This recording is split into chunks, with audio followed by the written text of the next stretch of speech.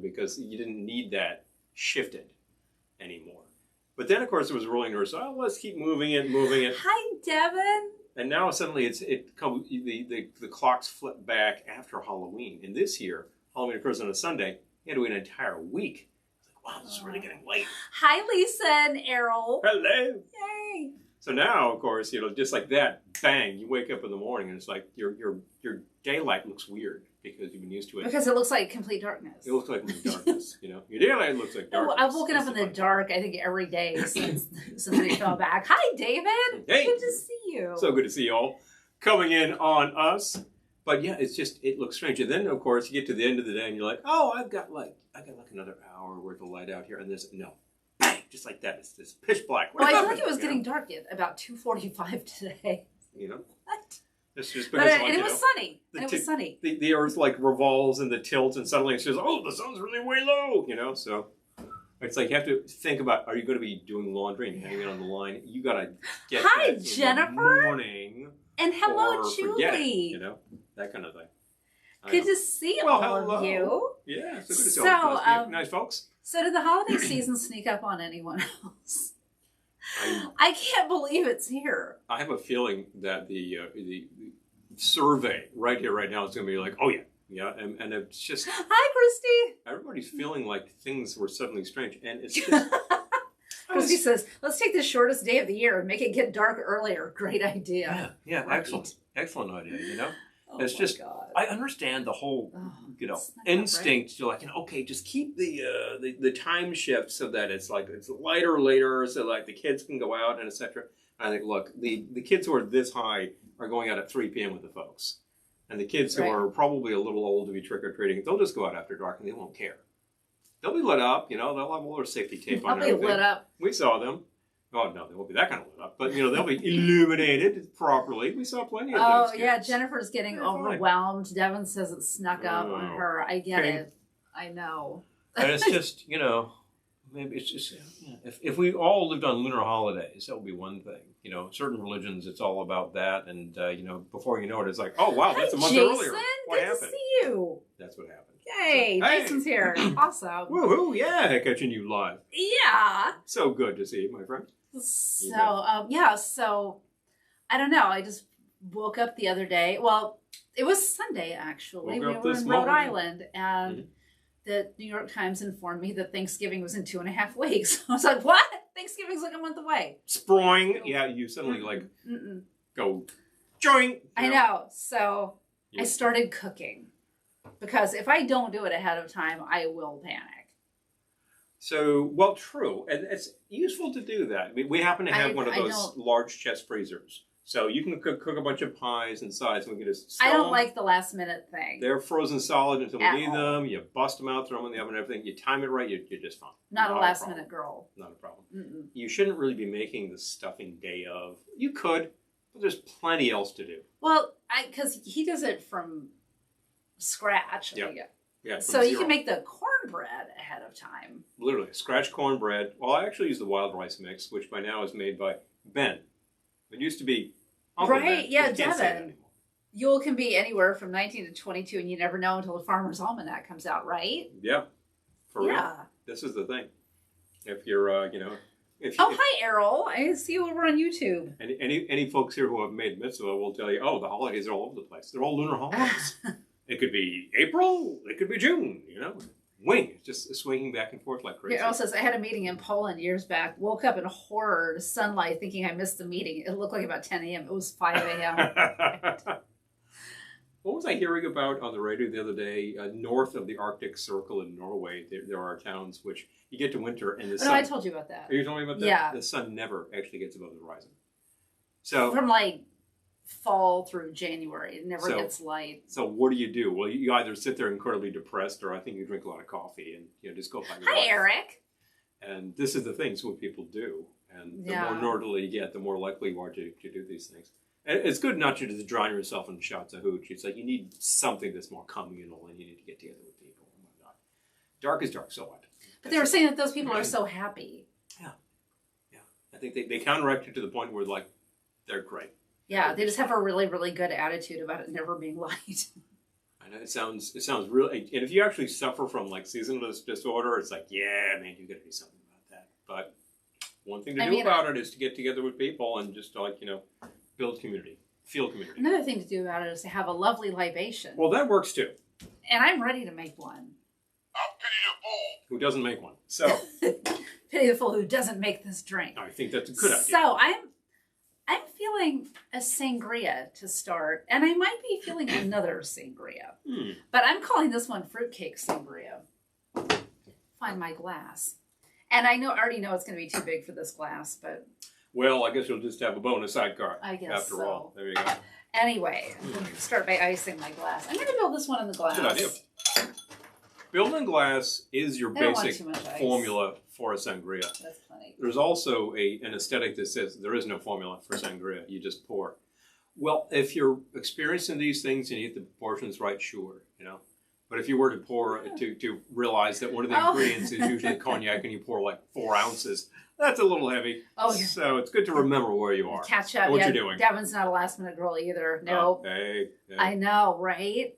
Feast holiday. I'm being vague and adds like more. 3 more feast holidays to the calendar. Wow. Oh my gosh. Harvest sounds holiday. Fun until you realize you're the one cooking all of them. Got harvest holiday. Errol got his own phone. Got the feast of Saturn. Well, he's on his. I know he had a phone, but he's on his phone. That's what I mean. Do you celebrate the rebirth of the invincible sun? No, that's kind of fun. The invincible sun.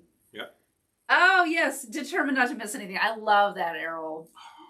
So anyway, for my fruitcake sangria, I'm starting with a 1/2 ounce of Grand Marnier, which I know I brought over here. Oh, there it is. There you go. Okay. Yes. Would you hand me, please, the one of those fees glasses? Yes. Like so. Oh my gosh. A measure. Thank you. There you go. I'm actually going to measure 1/2 ounce of, wow, it is really hard to see the line on here. It is pretty tough. 1/2 ounce of Grand Marnier. I can eyeball it.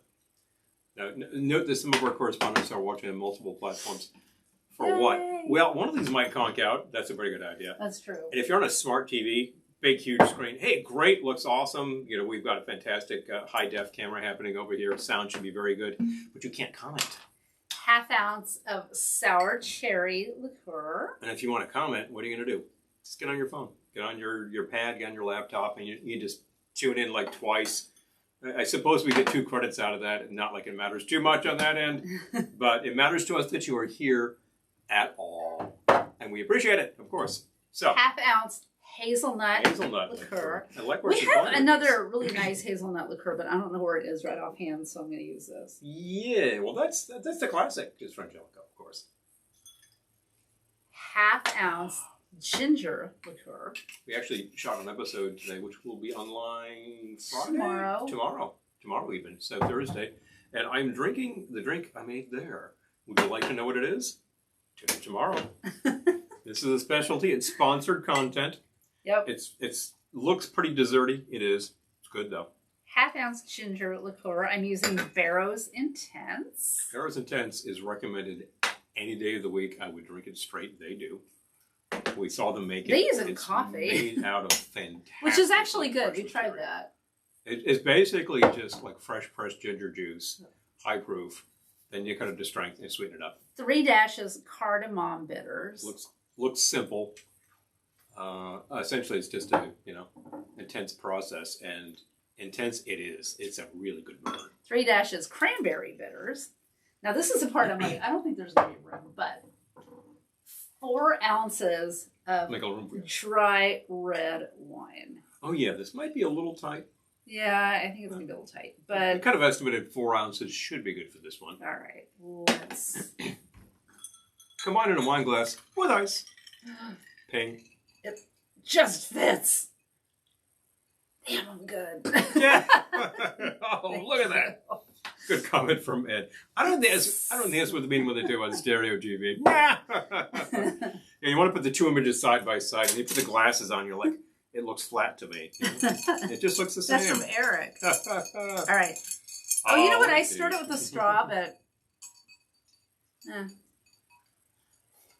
see what we think. See what you like straight. Pardon me. Oh, yummy. Yummy, yummy. Well, with all those ingredients and the way and the proportions, the way it was done, It smells. That works. It smells like a very fruity sangria. Yes. Fruitcake Sangria. 1/2 ounce Grand Marnier, 1/2 ounce sour cherry cordial, 1/2 ounce hazelnut liqueur, 1/2 ounce ginger liqueur, 3 dashes cardamom bitters, 3 dashes cranberry bitters, 4 ounces dry red wine. And I am so sticky right now. You wrote white here. Should that be red? Oh, yeah. Okay. Clearly, I had a brain hemorrhage there. Before you actually take a look at this tomorrow and say, what? Well, you can, you know what? You could do it with white wine, actually. You know, I know some people are like, oh, I can't do red wine. Hey, sometimes it's just I think this would be great with a dry white, thing. too. And this would be absolutely good with white. Did you bring the That's what I was trying to cleaner remember. over? Ooh. Sticky. All right. Sticky. I gotta go read comments. Yeah. Paul's a cocktail tease. He Maybe is. Maybe I am. It's really good, Christy. I'll make it Thanksgiving. Yeah. Nom nom nom. Okay. And our bottles are sticky. All right. And now the bar is sticky too. All these Yay! liqueur bottles. I have yet to meet a liqueur bottle that doesn't drip a little bit. And some of them are really okay. terrible. No. So they just get sticky immediately. And I got to say, Marnier is a classic, and I will use this till kingdom come. However, the use of the cork in a liqueur is really questionable. A genuine cork. How many of those have we seen break in the bottle? I've actually saved a few corks that were viable just in case it breaks and I can fish it out. And I got a replacement Marnier cork. All right. It's a funny size, too. I got rid of some of the stickiness back here. No shade on the actual product, which is excellent. That is. Oh no, all the products are excellent. Fantastically high quality. Oh, Devin's asking, will there ever be a Velveteen Lounge Kitchen cocktail recipe book? Oh, we've had I would love to do that. I really would. It sounds time consuming, but I would love to do it. It is, because the real thing is you have to check all of those recipes that you've done for years and take a look at them and see how viable they look. And then you basically have to test them out again to make sure they're still good. Hi, Gettysburg, Matt. Hi, Matt. And then you have to think about, well, what are we featuring in pictures? And you have to actually make the cocktail, set up the picture, stage it, take the picture, make it good. Well, I'm not a photographer. Yeah. I know who I would ask. Yep. To take the photos. A really long. She'll be here this weekend taking photos. Boozy session. Yeah. It should be a lot of fun.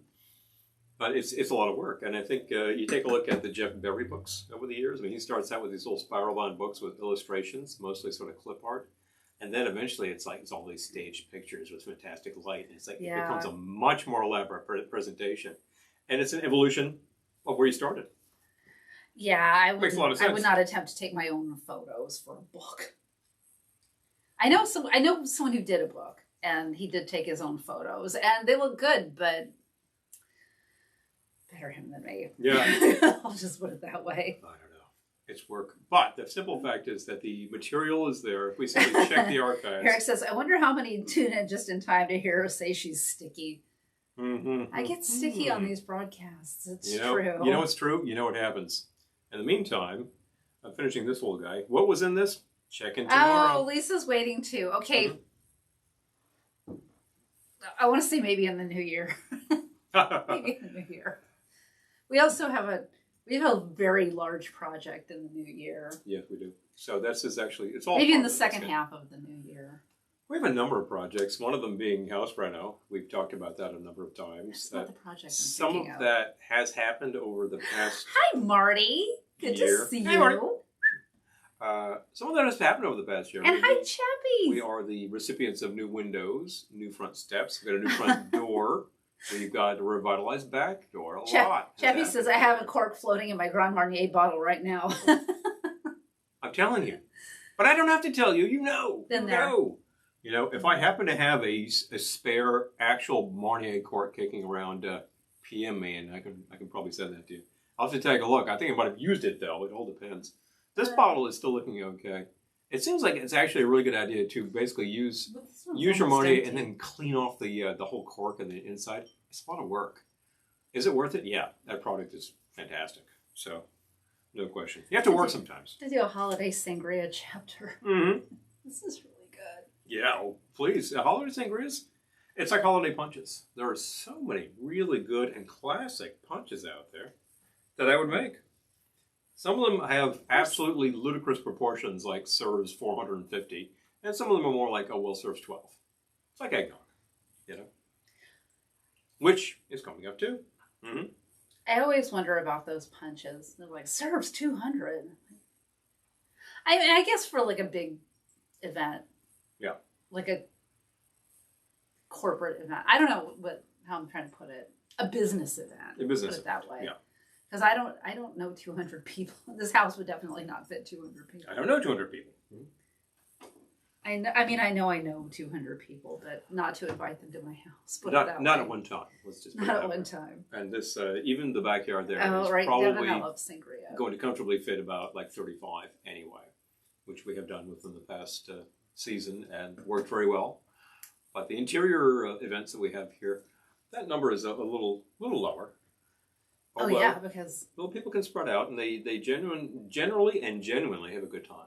So I hope so. Splendid time guaranteed for all. I have a great time when they're here. I hope they do too. Well, I think about it. We have tended to host a holiday party every year for years when we can do it. And we just, among other things, have the fireplace going on the screen, which we happen to have right now. And sometimes we have holiday-themed videos. And then, of course, we have a whole stack of Christmas records to play. And it's like, well, you could just put those on the CD changer, right? Or just stream it. And it's like, what's the fun in that? Play records. So we'll actually just throw on Lou Rawls' Christmas. Oh, excellent. Etc., etc., etc. So many good titles that we could talk about. But see, it's practically time to pull down the Christmas records. It's practically time to pull out the Christmas records. Like, you know? what? You just put these in. I know. I'm telling you. I feel like we just got back from Ohana. We kind of did, although it turns out that was about 2 months ago. I'm trying to do the math on that. Coming up on coming up 2 months. I feel like we just got home. Anyway. Seems like long. We just got back from was seeing. Can I say it? Oh, thank you, Gettysburg, ma'am. Be sure to hit the thumbs up under the video. Much appreciated. For what it's worth with these platforms, I think it counts. I think it counts for something. Is it going to affect our bottom line with these things? Oh no, these services don't pay us a damn thing. And show the Thin Man. Yes. Yeah. Yes. But look, all the love and all that is, it warms my heart to see that coming up. Look, people, we do this because we're having a good time here, and we like to share it with you, and like to make a few drinks, And if we would love it if you could be here, so we could pass a few of them out. That's always fun too. At current, there are some issues with that, but give us 2 weeks time, and we will be doing this with some family in house. And I think we're definitely going to be passing out a few drinks. Well, if you're in the neighborhood, just let us know. Yeah. Give us 5 minutes warning. For a warning, and and we'll make you a drink. You can always be part of the studio audience. Oh, it's hailing in Tulsa. Yes. Oh my gosh. It's been unseasonably warm here. Yeah, we've actually had some pretty high temps. I was actually... Hi, Dan. There are Thanksgiving... Well, we've got I Thank You. I think that's the ultimate Thanksgiving record right there. Sam and Dave, I Thank You. And I was looking this one up just to see what I was talking about. And according to Discogs, released October 22nd, 1968. How's that for your Thanksgiving record right there? Can't do any better. We've got the Harvest Moon Ball. Norman Morales and his orchestra. Let's see. Autumn Leaves. Autumn Leaves, Roger Williams was a big hit in the 50s. You can sort of see that. Yeah. But then the rest of them are, I've got Dinner Party. There's a salad bar on that one. Music for Dining. Be Our Guest. Yes, the buffet record is kind of yes, so most of them are just about food. This one is like how to plan the perfect dinner party with Gaynor and Dorothy Maddox, nationally known food columnist and his charming wife. So Marty says I drive by your house twice a week on my lunch break. Oh, how about that? Just have to stop by someday. Let us know. Devin had hail the other week. My cat was pissed, I bet. Oh, well, hell. They don't react too well to that sort of thing. No. So hail's moving through, eh? I kind of expect that Oklahoma City because you're right in that Tulsa. belt. Oh, Tulsa. Oh, I'm sorry. Got the wrong OC. It's right in that belt where that's like, man, it's just going to hit you, That's those weather patterns like to hang there and then cause like massive disruptions like hail. We actually had hail here. Was it last year when we put up the Sun Bowl? We had just gotten just got in the greenhouse. The sun bubble. We just put it up. It was actually reasonable enough weather to put it up. It was kind of clammy that day, but it was okay. And then within days, it was just like a frost, and it was threatening all of our new plants. And I was like, ah! So I literally, you know, I was out there like looking at hail coming down on our bubble. I thought it's just going to kill everything. And that day, I threw a space heater in there. Just put a long cord in, like big fat extension cord, and let it rip for a couple of days to keep my plants going. So nothing died, things worked fine, and they went on. So for those of you who didn't follow the saga of the sun bubble, it was like a big geodesic greenhouse dome. Yeah, it was just a frame. Made of like a tent frame. Vinyl. And it was just clear vinyl. And really simple, not that difficult to put up. It completely shredded. But that vinyl was not completely shredded. Not industrial grade. I mean, over the course of the summer, it actually started fogging up, and then it got brittle. And then as soon as you got cold weather, man, it shredded. Oh no, Lisa says I didn't hear what was being said for the hail hitting the windows, turning up the volume, power out, and now we have tornado sirens going off. Oh my! Good grief! Get yourself safe. Yeah. I storm cellar. Storms bathtub. Whatever. Are you supposed to go to the bathtub? I don't know. Center of the house if you don't have a storm cellar. Hi, Peter. I was wondering where you were. Oh, good to see you. Yeah. So good grief, folks. If you're experiencing extreme disruptions like that, very good luck to you. Oh. Stay safe. Stay safe. Be safe. Yowza. We've had all we get these days is floods. We just get massive rain coming down. We don't get floods. Well, we don't get flooded except for the basement because trying our best to ameliorate that. Get flooded. My neighbor actually managed to stave that off, but it took a lot of work. I think I need to follow suit. Yeah, he did do a lot of work. Yeah. So. Do you want a drink? Well, I had one, and I have finished it, which means I need to think about what in the world I'm doing. If you don't want a drink, don't have one. No, I said I had one, and I finished it, which makes me think about what I need to be doing next. So. Okay. That's not a question of what I want. Think about my next drink. But yeah. In that song, the drink in question is the gin and tonic. Interesting choice. Signal is going wonky. Oh, see, now we're getting disrupted. No weather disruptions here. Thankful for that. I'm going to clean this off because I did manage to get things sticky with that one drink. Of course you did. Of course you did. Everybody's getting things sticky. So, what are you going to make for us? Well, let's see. Do you know? I don't know yet. Let's just then. think about what might happen. I'm taking a look behind us. Think about your next drink. I'm thinking about my next drink. We pulled a bunch of stuff out, and I'm interested to see what I can make with what we've got here. Whoa. I have an idea. Oh, you do? Mm-hmm. What are you leaning towards? I'm leaning towards the Applejack and the Krampus. Oh, the Krampus, eh? Mm-hmm. I was leaning towards the makers, and I think I will start with that. Pardon. Of course, I might do a sangria with the Applejack and the Krampus. So you got the sangria power. Oh, Gettysburg Ma'am says lots of tornado warnings in Oklahoma tonight. Oh my gosh. Gee. Lisa and Errol, be safe. Crossing fingers to you because that is the real and the serious. Okay. Mom and Devin say they're not having trouble on Facebook, so good. Okay. All right, so you are making... So it's just us. Does this have a name? Not yet. Okay. Probably stands to reason.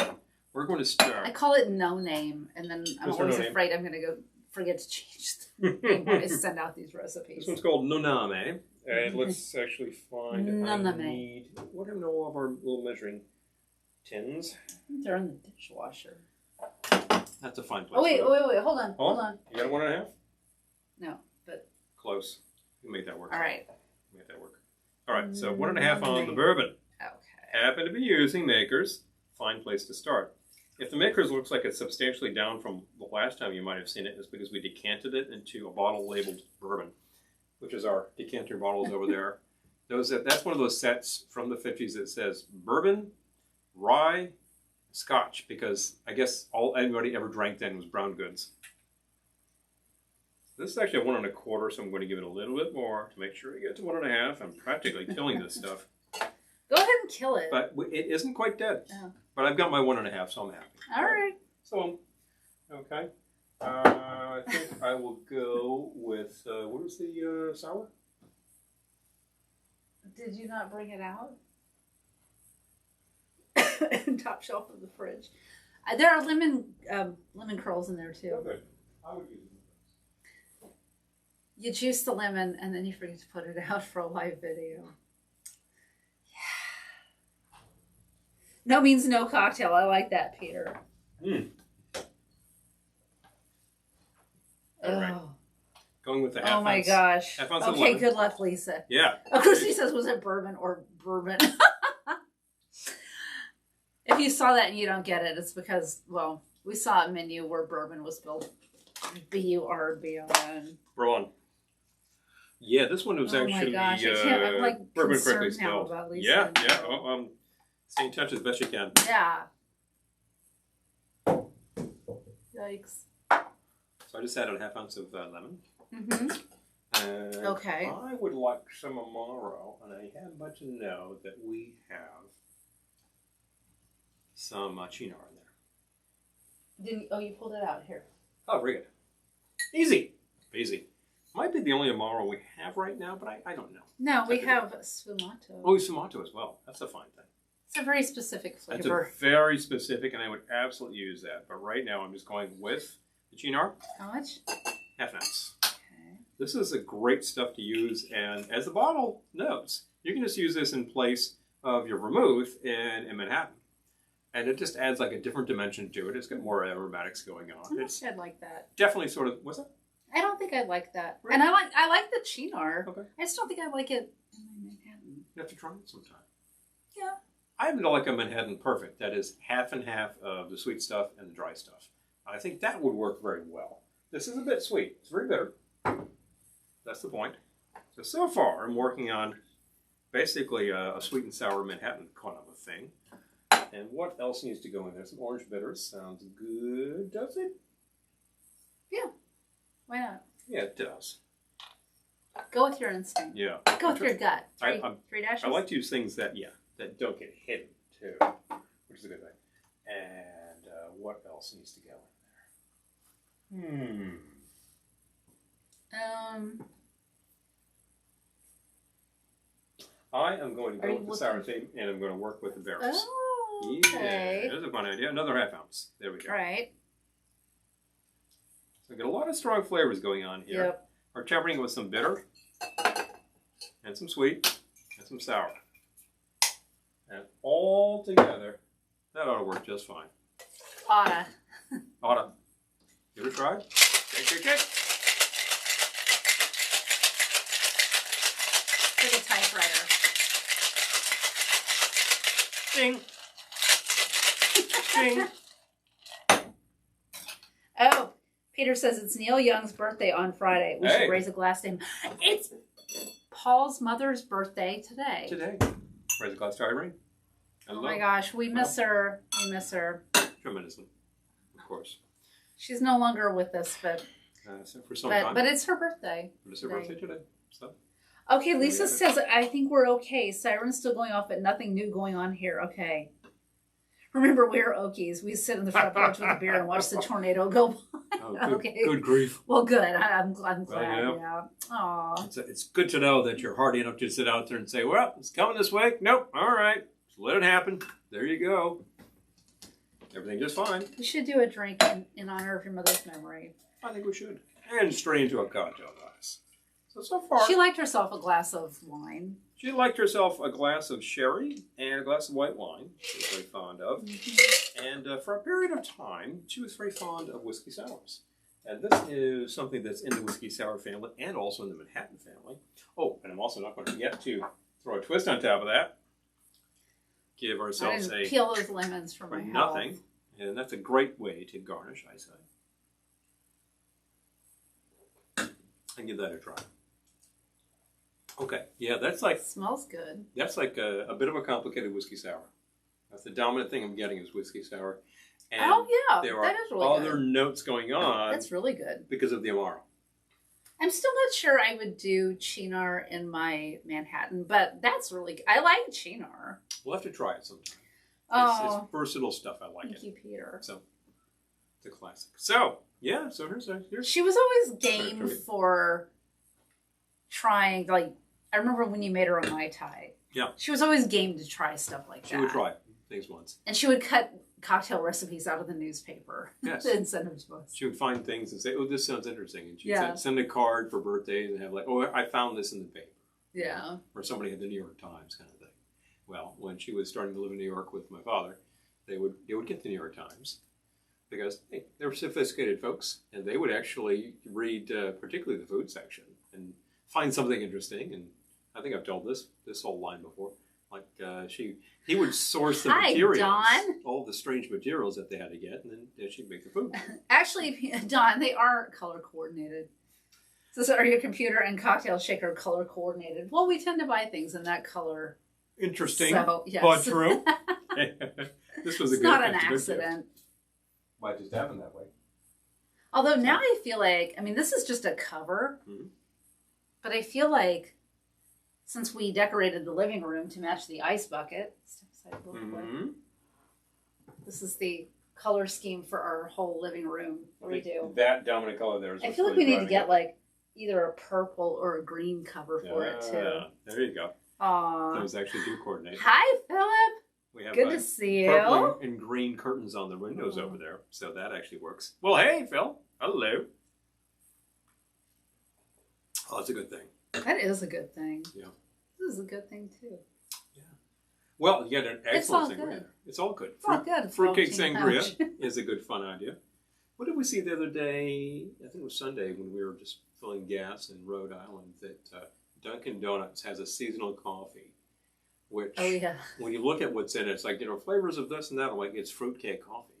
They're making a fruitcake. All I can think of is Fred Schneider. Like nuts. I'm making fruitcake. Flavors of nuts and dried fruits. I'm like, it's fruitcake flavored coffee. So get it while it lasts. Who knows? If you do not like fruitcake, then you don't necessarily have to try that. But I'll try anything once and see how it is. We're all being inundated with pumpkin spice stuff right now, but honestly, over time that will wane, and then we'll have to go on to something else. Perhaps I walked by Puerto Rico coffee roasters in New York City yesterday, and I just remembered I used to buy bags of pumpkin spice coffee there, and I was tempted to go in, and I was just like, "Don't do it, just don't do it." Well, you could still go in and buy something else because they have. No, I know excellent they have selection. everything, but I was just like, You walk in, it's one of those coffee stores which just has big sacks of beans, and you just walk in and you're like, oh, wow, aroma. Oh, man. Christy says, I want fruitcake flavored chocolate. Yes. Interesting. That might be my next drink, actually. I'm one of those rare people who actually likes a fruitcake. I particularly like a homemade fruitcake. Well, I think and variations thereof. Fruitcake coffee, yeah. Yep. Check Dunkin'. If your local doesn't have it, go in there and demand it. There's also a variation from the islands, I think this is popular in Jamaica, called black cake. Black cake, yeah. Black cake is basically this extremely dense, doughy kind of a thing. No, actually, it's not doughy. It's just like a dense cake that is very dark. There's a lot of molasses and also a lot of heavy rum and a ton of fruits. And it's something that's a real special because all those dried fruits are pretty expensive in the islands. Well, they start making it so early. I mean, they're probably making black cake for Christmas 22 already.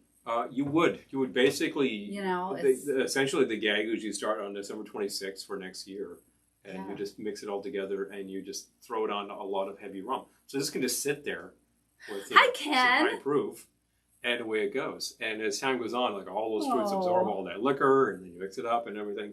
And Ken's had a stressful week. I'm sorry. This week, let me tell you. I just feel like this week has flown. I can't believe it's Wednesday evening. It's Wednesday. I feel like we started the day. We started the week in Rhode Island, and then and here we are. And I'm thinking that 2 weeks flat. We're seeing family. Didn't we just leave them in Rhode Island, as a matter of fact? But they went back up north. We will, because I know it's crazy. But I've started cooking. I got 2 pies and a sweet potato casserole, and I've got stuff to make more. So it's gonna be done. And you've been doing a lot of video meetings lately, and making a lot of videos lately. I've been on some Zooms. I've been on more than my share of video calls over the past few days, and I had a really huge data project where I just had to keep looking at it and looking at it and looking at it. So I'm like, what's wrong? And just checking it. So, oh no, correct that. And the 151st time you look at it, 151, you say, I don't even know what this says anymore. So you just put it down. Eventually, you just have Hi, to, like, Chaz. get it together, send it off, and say, have fun The with wind this. began to switch the house to pitch.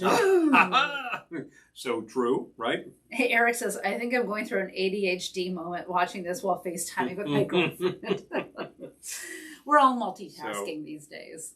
I was just on that all day. I'm not getting anything else done except this bloody thing. And it is at a stage where people can start digesting it and telling me what's wrong with it. Although I can go back to it in a week. I did put up a new Glendora video today, so if Yep. you haven't seen it, You know, computer where can you find her? on YouTube and Instagram. So the new episodes are there. I every shared week. it on Facebook, so If you do not at this moment realize that there's a whole Glendora show going on, wow. Well, I'm sorry. Where have you been? Tell you what. Now you know. so much drama. Hi thee to Instagram. So much drama in and or Glendora's YouTube. life. Oh, I tell you, poor dear. From time to time, she's really put up on, but she'll tell you about it. It's not that she can't. Oh, survive she'll any tell of you this. about it. She's a tough gal. I think she can survive any of this, anytime, anywhere. Besides, she has resources, So, and She'll tell you why she's not happy about it, but She also has her favorite to get her through. Just saying. True. That's true. So again, this is a real whiskey sour variation that's working very well for me right now because again, I'm getting a lot of the notes from the bitters and from the Amaro. Errol says Lisa has made some outstanding sauerkraut and cabbage rolls. Oh, Wow, so you're making the most of the storm evening. Sounds like a classic right there. I know. I'm thinking also of sauerkraut Sounds pierogies. good, actually. Sauerkraut pierogies sounds like a real classic thing. Yeah. Traditionally, like potato or is a very popular filling, but kraut, sure. And you would serve that with applesauce, sour cream. I think it's my laptop actually over there. Oh, I keep hearing these horrible noises. Making dingy noises. Horrible noises? Well, it sounds like... Yeah, I hope not. But it's his work laptop. We've already had one failure today where the power supply to our stage left right there, the light decided to conk out on us, so I had to go find a different power supply. So far it's working okay. I'm good with that. But that means I have to fix the original, Eric says his Glendora is slowly turning into a misanthrope. I think she's trying to fight it, but I think she's might be a losing battle. She already has a bit of a low impression of certain Oh, sectors of Devin society. loves a cabbage roll. Hey. Glendora has me craving mincemeat pie. I love it. Really? Hi, Danielle. Good to see you. Hello. I see more upstate than us is checking in. So good to see. Danielle's here. Oh, the other thing is the ginger liqueur is really coming through on this one too. So I'm just getting that. You get a standard whiskey sour. It's a classic. It's a great thing. You could make that in your sleep, really. And some people, it's their drink of choice, like every day. Whiskey sour. Oh and my they gosh. have some notes, and it's like, oh yeah, something else going on there. Julie says, Fun. I was reading that today is the anniversary of the Edmund Fitzgerald, the Gales of November. I didn't know that. The big drink they call the Gitchigumi. Oh, wow. Big drink they call him Gitchigumi. I don't think he calls it a big drink, Of but all it is. the poor taste. Yeah. Well, no, that's the lyric of the song. The big drink. I think he calls it the big leg. Yeah, Like it's they not call the it big Gitchigumi. drink. But yeah, the Gales of November. I remember sometime in the 70s being... Oh my gosh, the sauerkraut is homemade. I'm impressed. Wow. Hey. Well, yeah, it's got to ferment, and then you're good. Wow. I think classic kraut doesn't involve any vinegar. You just kind of you put it with water, you start the fermentation process, bang. It's like I have brewing no beer. idea, actually. Yeah, interesting. I remember at one point there were some massive snowstorms in the 70s, and our power went out, and my mother broke out the hurricane lamp, the oil lamp, and that was our light source. And we happened to have a battery-powered radio, and we turned it on to the local station. And in the midst of all this, gale force winds going on outside, massive snow drifts, the radio station pops on.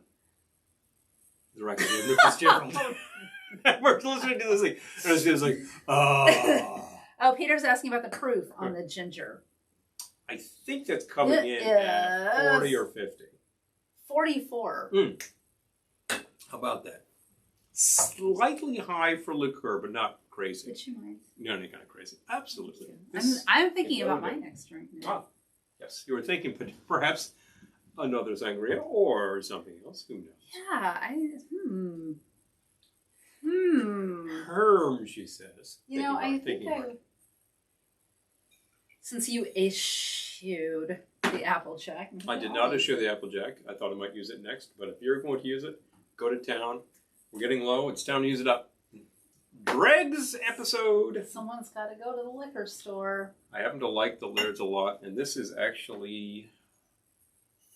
Let's see what they say on this one. This is the straight version. This has not been cut. This is just apple brandy. And it doesn't say so, but it's bonded. It is 100 proof. So this is the real thing. This is the Krampus Herbal liqueur that John sent us from... I want to get the distillery Distillery, correct? That's right. Check it. I'm I'll be glad to check that. So that's the Coconut Bay Distillery, which is Washington. in Bellingham, Washington. Yes. Didn't we determine that you can order this? You can order this online, and it's really, like, for Christmas. Yeah. Highly recommend the Krampus. You know you want it. I mean, Krampus, It looked like there was some stuff on the bottom that had settled, and sure enough, there was. So sedimentary matter, Watson. Shake it up. And you can order it, provided your state allows liquor deliveries, which not all of them do. Grumble, grumble. You know, I think I need my glass back. Okay. Tell me your way. All the other wine glasses are in the dishwasher. Oh, right. How did that happen? Shucks. But I guess we used them. all right. I guess so. I could wash a few glasses, but if no need, no need. What are the measures on this thing? That's a 2 ounce, and that's a 1 ounce. All right. Yeah. So, pardon me. I'll use this. So, let's get some ice. Let's get some ice, shall we? Into your glass. Yes. Once again. Hello, Jack. Hi, good to see you. So nice to see you. Jerry Jeff Walker with Sangria Wine. Oh, wow. Hi, Suze. So good to see you here.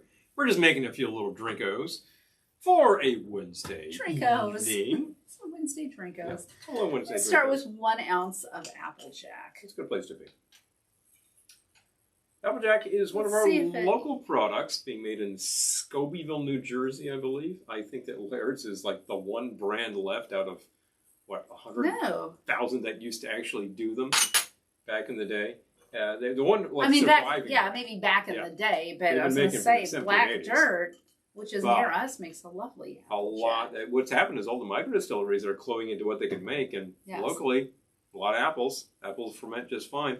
So a lot of them are thinking, I could do an Applejack. And some of them are doing it, and they're really good. All right. So back to the sour cherry. I use this for everything. But all sorts of things. When you've got a winner. Can ferment, and if they ferment, you can distill it. And you can go from there. 1/2 ounce sour cherry liqueur. And then I'm just going to go for it and do 1/2 ounce of the Krampus. The Krampus is very herbal. Also fairly high proof. I think that's coming at 55. So that's 55%. So that's 110 proof. Whoa! But the label distinctly tells you that, it's kicked up a little bit. Krampus is supposed to have a bit of a bite and a kick. All right. And it does. So I'm going to do some lemon in here, though, because there's a lot here. Oh, where is it? Got a lot going on. It's very true. 1/2 ounce lemon. 1/2 ounce lemon. And then I don't think there's room for 4 ounces of wine in there. So fill with wine? I'll try. But what if you have a really weird sized glass? Well, would you like to measure? Yes. Yes, you would. What happened to that other guy that you had there? I think it moved on. Interesting. I didn't put it down here, did I? What did happen with that? Well, there's another one. We have another one. I just wondered what happened to the first one. I don't know. I'm going to try 3 ounces. Let's see what happens. Well, I guess it's around. Worst that can happen is it doesn't all fit. In which case, you'll have a sidecar. That's right. That is to your drink. Let's try it. What do you know? Managed to make that fit just about right. Ha-cha-cha. Gotta love that, folks. And boom. I just found the other one. Such a weirdo. Okay. All right. Stir, and let's give it a try. Don't stir it too hard. It's pretty full.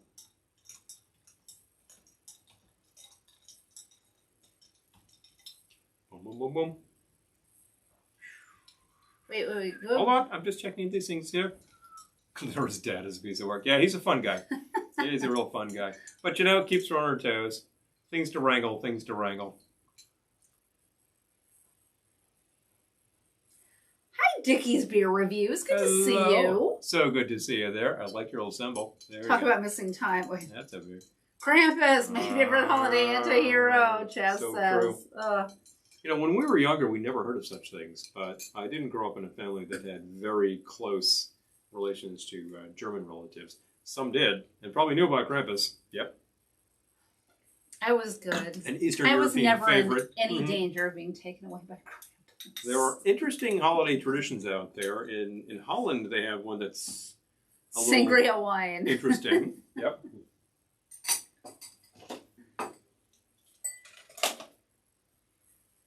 Talk about missing time. Oh, seriously. It depends what you're drinking. But I was never in any danger of being taken away by Krampus. It was so good. She was good as gold. That's right. Well, I don't know. I wasn't there. That's what she says anyway. How did I do? I was okay. I wasn't that... You're still here. I'm still here. I wasn't a terrible kid, and I wasn't some kind of angel. I did my part, I guess. Takes time. Takes time.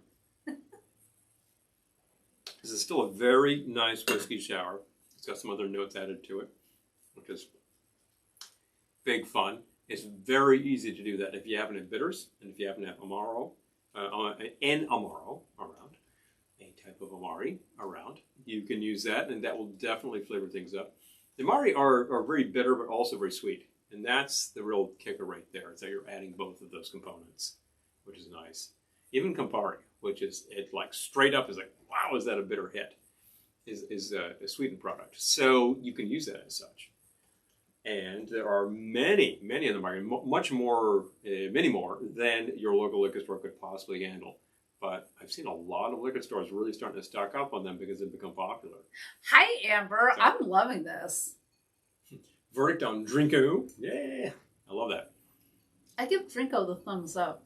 I got some ice in my Drinko. mouth. Drinko sounds like the clown for adult parties. Hi, kids. I'm Drinko, you know? Don't do that. Well, I didn't necessarily expect that reaction. So, okay. Hilarious. It's a new character for me to write. Hi, kids. I'm Drinko. Drinko. All the kids are like, ah! No. The parents are like, tell me more. Yeah, you know what to say, do you? At Halloween, by the way, we actually were passing out candy for the kids and wine for the adults because there were plenty of adults wrangling kiddies. And we noted to the folks, yeah, would you like a glass of wine? And probably about 40% of them took us up on that. But like, yeah, I'm like, kind of would. They were all walking. There was no issue there whatsoever. And it's like the kids get candy, the adults get wine. Everyone happy. The kids were super cute. You know, we saw some great costumes. A lot of superheroes. We did. A lot of superheroes. It was fun. And they walk up to our house. It feels like it was about 3 days ago. Yeah, seriously. No, that was... But essentially it was 3 days and a week ago. You know? Yeah. They walk up to our house with all the lights out there. And they just look like, they don't quite know what to make of it. But, hey, you know. You come to the house, you get the candy. Meryl likes Drinko. Eric says, I think Georgia is progressing because the judge is banning Elf on a Shelf. For real? I never, I don't know. I'm the wrong generation for, I don't get Elf on the Shelf. I've seen it. I mean, I know what it is, but I'm like, I don't know where that came from. I think we had some of those elves. You know, when I was young, there was like three or four of those kicking around. There were like when you were a kid? Pixie-like things. Yeah, but there was never a story to go along with that. That seems to be a little more recent to me. But it's probably just from the day one that there was the Elf on the Shelf story, and no one ever told me about it. I never heard the Elf on the Shelf story. I mean, I didn't necessarily hear all of the appropriate Christmas music at the time. I knew the classics, sure. But did anybody play me Lou Rawls back in the 70s? No. And that was around and about. That should have been so obvious. I was going to say, I feel like Lou Rawls would have been on variety shows. Yeah, Absolutely. He would have been on like I Andy Williams like singing some Christmas song. From TV. Because we didn't have like a large selection of Christmas albums per se. But my mother did have, I think... Nobody had as many albums as you. Not then. Not then at the time. I suppose somebody did. Weirdos.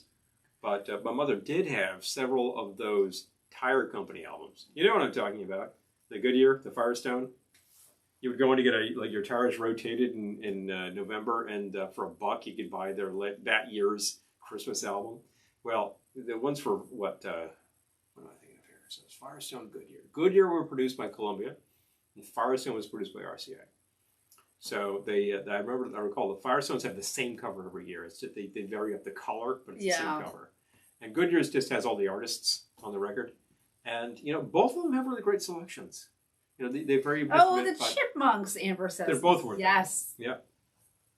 Chipmunks, I believe, had 2 Christmas albums. I was going to say, there's like a lot of stuff to choose from. Yeah, it's kind of fun. And that's been reissued pretty well, so it's not that hard to get into. It's fun. And what else was kicking around? Yeah, I really just remember the Elf on the Shelf, Christmas's Big Brother. Yeah. Gettysburg Ma'am. I had a friend who one time was saying that, like there's Game Show Network. There are all these different channels. Like, why isn't there a variety show network? You got food? You got game shows? Because there was they were huge. They were huge. Them. And this dates to like television day one. Oh, yeah. I think the very first show in our contemporary TV time starts around 1946. The very first show that like hit in any way was a variety show.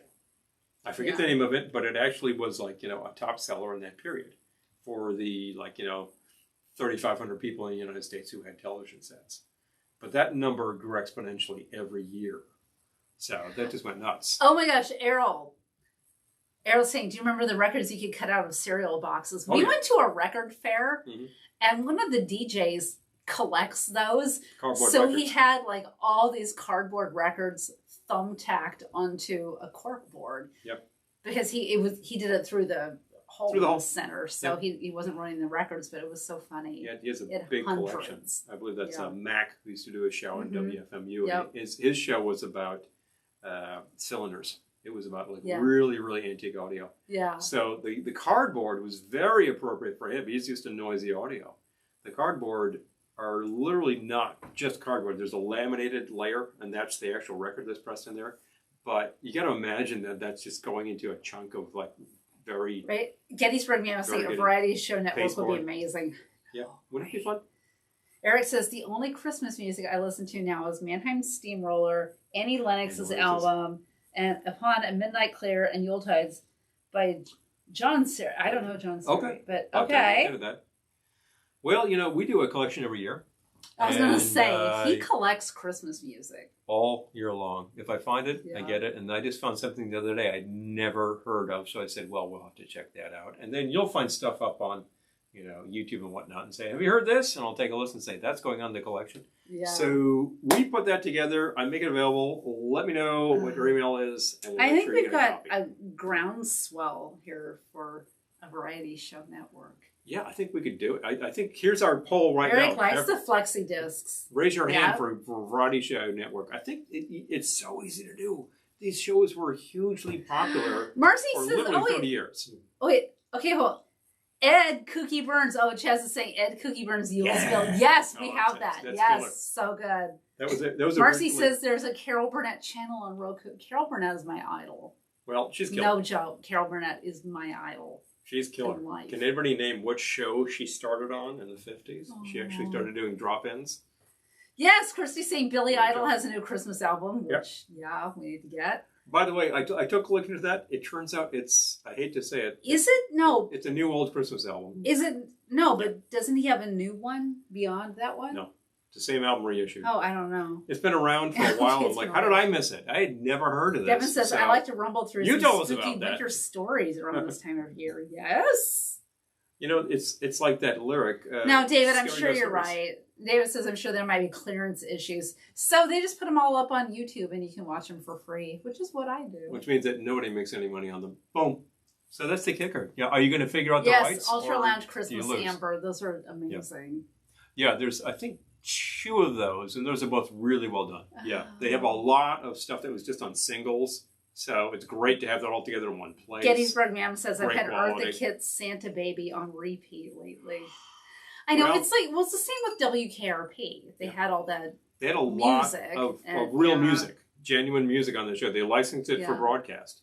Well, it wasn't licensed for DVD and And then VHS. it's like, oh, okay, we need millions of dollars to do that. So suddenly every artist is looking for like 10%. It's like, yeah, well, that's going to kill Yeah. your set right there.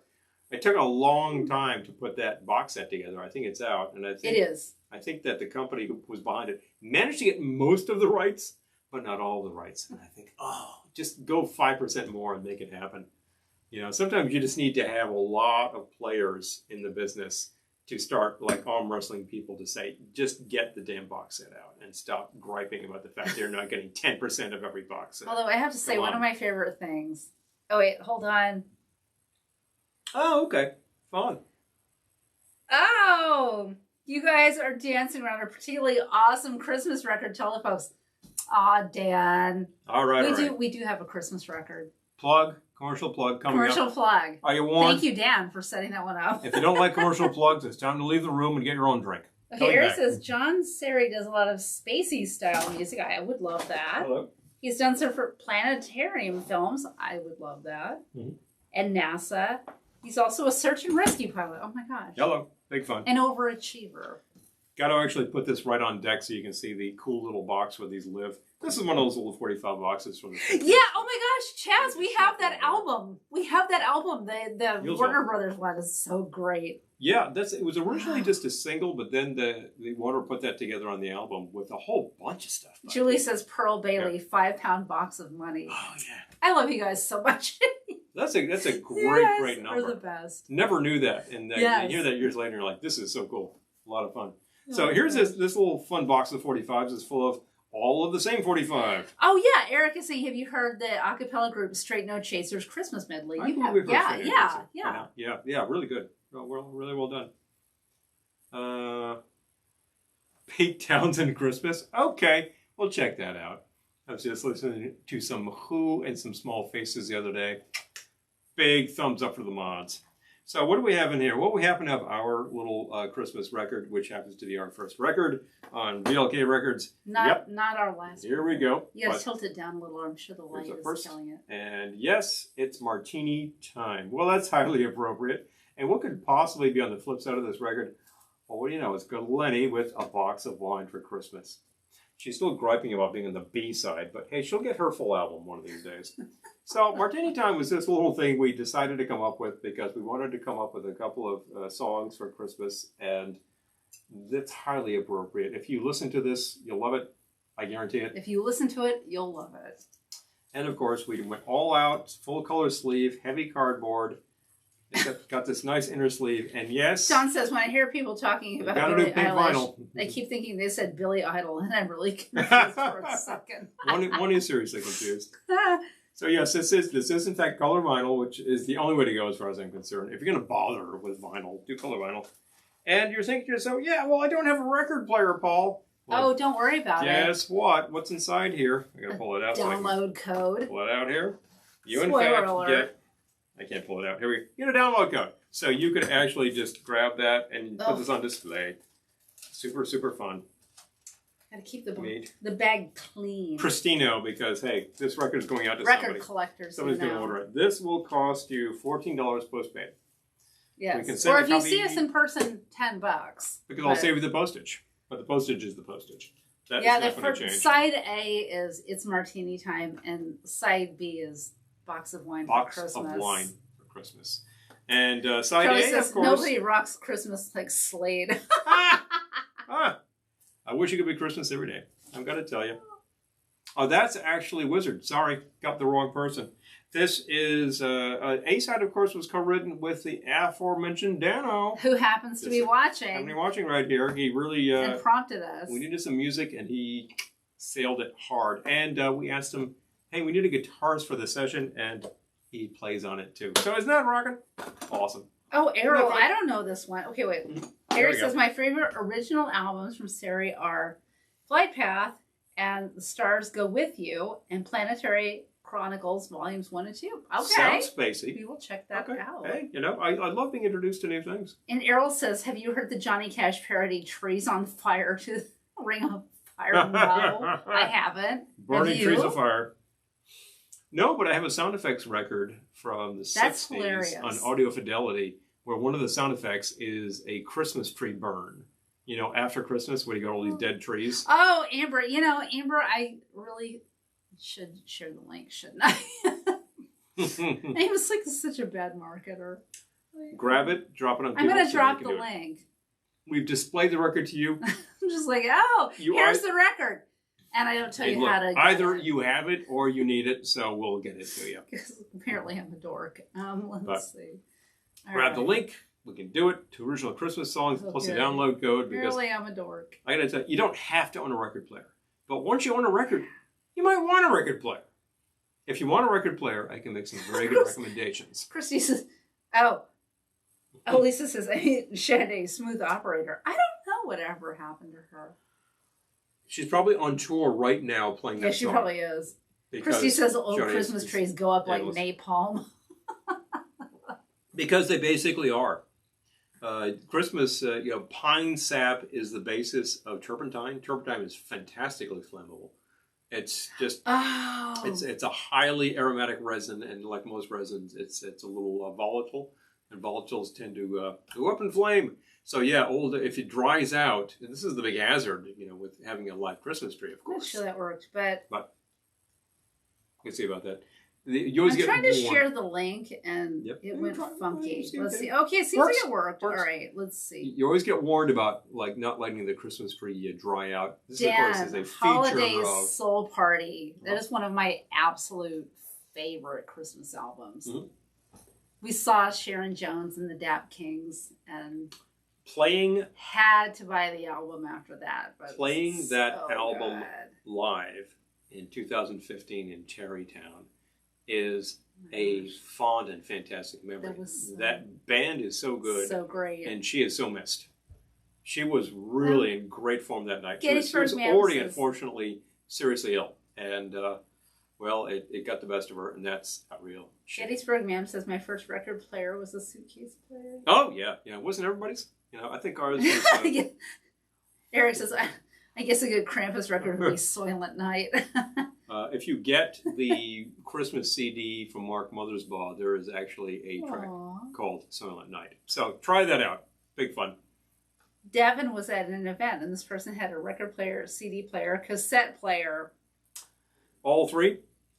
That's a lot to ask of one piece of equipment, but I tell you, you can get a lot of great portables out there that will do just fine.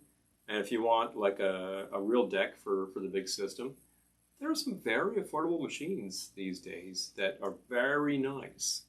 I mean, yeah, you can shoot the moon on a record player, or you can much more modestly get a very nice machine. So if you need advice, I'm sure. If you're thinking, I really would like a good record player, Paul, drop me a line, let me know what you have. I can make some recommendations that will not break the bank. So. Christy says a friend of ours saves him for summer, fall bonfires. He just burned the last one on Halloween Friday. That's saving up. And I tell you, that's hilarious. I hope you have like a large piece of property so you can just store it. Because otherwise, it's a flammable material for real, as you note. And oh my gosh. Philip says saw Sharon Jones on the same bill with Trombone Shorty and Hall & Oates. Oh my gosh! Wow! Ooh, cool. Wow! That's amazing.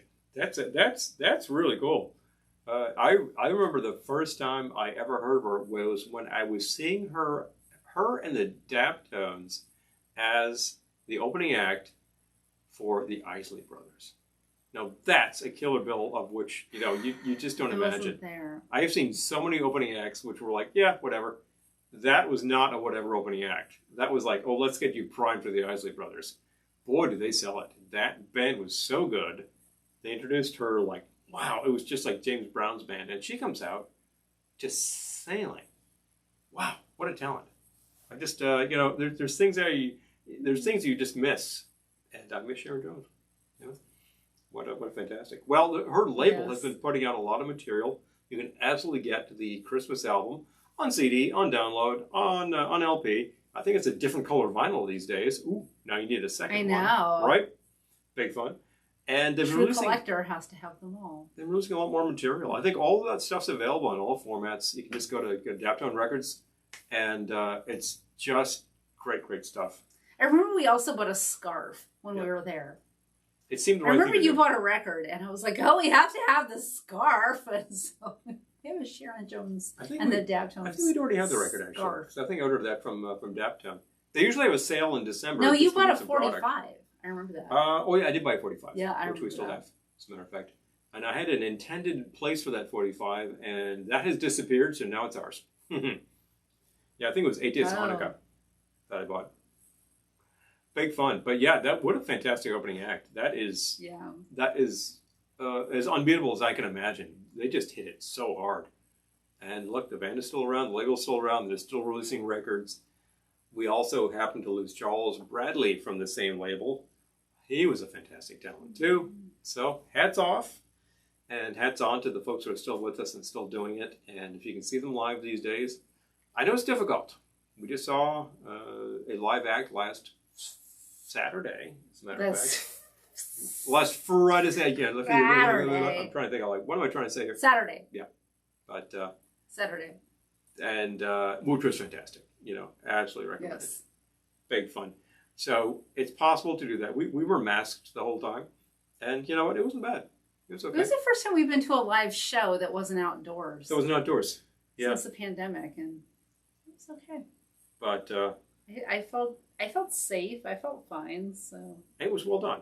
They actually they were checking things properly at the door, and everybody was behaved. Yep. Didn't have any problem with that at all. And the show was hysterical. So there you go. Now, I guess I still need a thing. Yeah. Now, on to important matters. On to important matters, okay.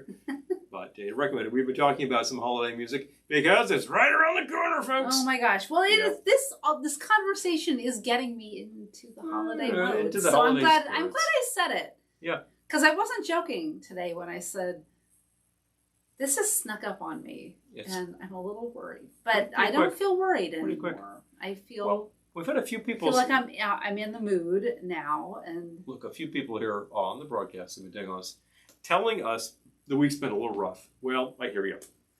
This week was not rough on me as much as it was just like one project, like really monomaniacal. I was like, I'm really getting kind of tired of this project. Well, I finally got it to a stage of completion and off my plate, which is good. Now I can finally do all the stuff that I've been neglecting, etc., etc. But I hear you. Many weeks are like that. And we get to Wednesday and you think, it's only Wednesday? I need a thing. Well, Lisa says, make another drink. Take another week. Less talking, more making drinks. Less talking, more drinking. Well, we've been talking about holiday records, and I think, there are certain classics that you put on, you're like, oh yeah, I'm home. I remember the first time I slapped on the first Johnny Mathis Christmas record. The one where he's got a pair of skis on the cover from 1960. This is on Columbia. And I'm listening to it, like, that's why this record sold 1 billion copies. It's really saying, wow, that's just great. Gotta say. Great talent, great record. Joe, who I'm not sure is watching tonight, has a great story about the first time he heard the Lou Rawls Christmas record. And people just kind of had to stand back for a second and say, what? He's like, it's that arresting. It just grabs you. Good stuff. So many good ones. I want to hear that story. Oh, he said, I think his father picked it up in the 70s. It was a few years after it was released, and I think he got it at a very good price. And, he took it home. They slapped it on the turntable, and he said, his mother was in the kitchen, and, she never really, came out of the kitchen when she was working, but, while she was listening, she, starts peeking around, what's this? That really grabbed her attention. And I think you got Gene out of the kitchen. That's awesome. But it's that kind of record. It makes you go, what? What's this? Oh, that's so good. Fantastic arrangement. That is definitely my top 5. Easy. I would say Sharon Jones and the Dap Kings is also in my top 5. Easily. Top 5 Christmas albums. Okay. Tell you. Go! Lay them on us. Elevator going down. Lou Rawls, Sharon Jones. Anybody? I gotta think about this. Beyond that. Dean Martin. Dean, the one on Reprise or Capitol? The one that's fun. Reprise. The Capitol one is not unfun. It's actually a holiday record, so it's just like not some of Christmas those songs. guys put out Christmas records, and it was like, oh, this is kind of boring, and you're so much fun. But Yeah. Okay. oh, Kay Martin and her bodyguards. Yes, Thank you, David. Yes. Dr. Demento. Wait, okay. Yeah, obviously. Chaz is saying Dr. Demento. Yes. Kay Martin, I'm glad Kay you Martin. got the link there. Kay for Martin is the bomb. that. You can probably Do people still? find People it don't say that anymore. Do they? Yeah. I'll bet. Kay Martin is excellent at what she did. Erasure, yes. she's a lot of fun. Yes, Erasure. Yeah, she's one hell of a lot of fun. Very suggestive without being like Oh, Kay Martin nasty rocks. about it. Yeah. Apparently ran a hotel We're seeing Erasure in for January. years, and etc. Yeah, we do have tickets for that, as a matter of fact. And she sings with her group of guys, her bodyguards there, Yes. and they're pretty hilarious with the suggestive stuff. And it's a fun record. What can I say? It's really hard to find that record, but it's not that hard to find it to listen to if you go online. So you should be able to check that out. Discogs. See what's what. Discogs will probably find you a copy in reasonable shape for some money. One of these days, we'll turn it up. I'll pick it up. I'm just happy enough that we're able to find a very good price on the Mae West Christmas record years ago. Excellent shape we got that. In stereo to boot. It's I like hard it. for me to choose Christmas records because, like, I like songs off of so many of them. Like, when I think of Christmas songs that I can't live without, there's Santa Baby. But I don't, is there even an album behind that? There wasn't. Or was that just a single? That was just a single. Yeah, so many of them are singles. 45 and a 78 at the time. It's Yeah, like so many of them are singles. 1953, I think, that Santa Baby. I think of Charo, Donde Está Santa Claus. That was a single, 45, and also 12-inch single. That's Donde the thing, Está. yeah. Christmas albums, it's tough because so many of them are 45s, Yeah. like ours. Well, I think of all the DJs. We just saw some. Oh, Peter remembers hearing Bing Crosby's Christmas record as a youngster. Oh, yeah. There you go. Yeah. There was that popular one with the Santa hat on the cover. Yeah. Oh, That's the yeah. one. That's the killer. That's a reissue of two different 78 record albums. Johnny Winter did a cover of Please Come Home for Christmas. Oh, His First Winter. album. No. Well, you know, Johnny and Edgar, boy, they're just a classic couple of blues guys from Tejas, Yeah. people. And they know how to rock it. And Please Come Home with Charles Brown. That's a classic right there. Kind of killer. Oh, Ken says, may I look forward to the rotisserie trade?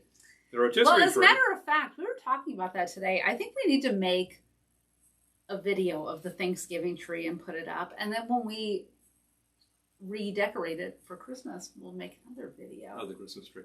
The Thanksgiving tree is currently rotating. It has been converted just recently from the Halloween tree. I really should have shot video of the Halloween tree, I gotta I tell you. know. Oversight. But I guess but I was as far as busy. we were concerned, it was still summer. Yeah. So, yeah. Yeah, literally, it was just about that time. But, yeah, the Thanksgiving tree is happening. It's Oh, Marty says Paul Revere and the Raiders have a great Christmas record. Do you have that? We do own that. As a matter of fact. Okay. As a matter of fact, Marty... Oh, wait, is that the one with, like, that's not last month, maybe.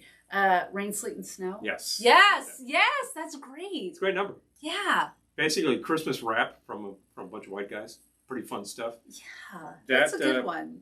As a matter of fact, found that album at our local Salvation Army, which you actually attend regularly. And I didn't realize that. with that whole like lyric insert in mono. Ha! Big fun. Yeah. First time I'd ever seen that. Ever seen that record. I'm like, that's it, coming on with me. Great record. There's a lot of fun stuff on there. Wow. It's a little obscure from Paul Revere standards, which is kind of funny. But they were kind of at the height of their powers at the time. Good stuff. But this is answering some things for me because I'm thinking like so many of the Christmas songs that I love weren't from albums. They were singles. There's a really great Nancy Wilson Christmas single. I think it was just the two songs. Okay. And that appears on that collection that we got with the gal sitting on top of the Ford. Oh my gosh. Yeah, very cool. It's a That's Capitol kind of like collection. one of the best covers ever. Great cover. And they just Capitol put this together and decided to use some things that were just on 45s. Yeah. Well, that's an excellent use of. You know, so that's fun. But I think eventually Nancy Wilson did have a Christmas album by about 1994 or something. Yeah, so she finally put together a Christmas album, and I think, yeah, well, why not? You should have a whole Christmas album.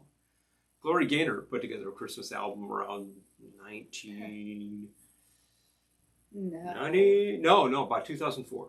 She put together a Christmas album, which is excellent. Wasn't it later than that even? Yeah. No, I think it's right. Well, maybe 2006, 2007. Yeah, I got to say what the history on that is. It's been since we've been in the house. It was just a CD at the time, and that's just wonderful. Oh, really great arrangements. Okay, Marty says, love rain, sleet, or snow. Found it in a thrift shop in Newburgh. Hello. We all thrifted it, but it's great, right? Looks like you actually got the 45, eh? Mm-hmm.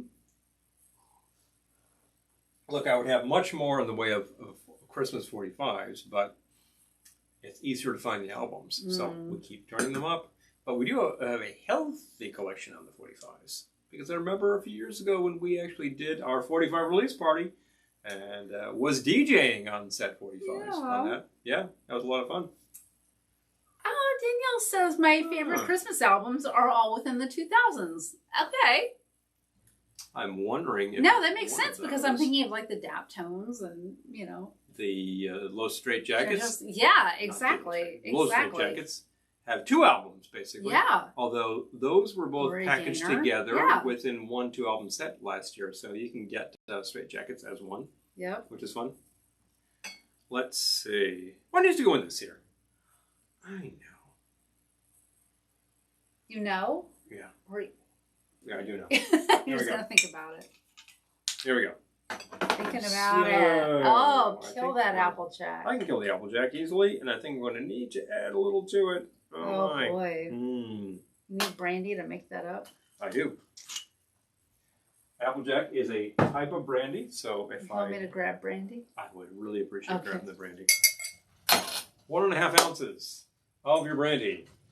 You can use all brandy, all Applejack, or half and half like I'm using here because I ran out of Applejack. Okay. 1.5 ounces of brandy. I'm going to shake this up, basically just get it cold. This is not critical to do that with this type of drink. But you're going to shake one thing? Oh, absolutely not. Oh. No. I was confused. Let's see. Cranberry bitters. Sounds like a good idea.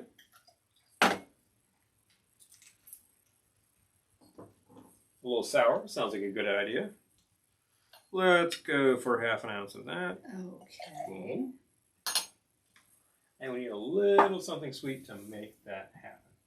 Why don't we go with more Krampus? Oh, okay. Holidays.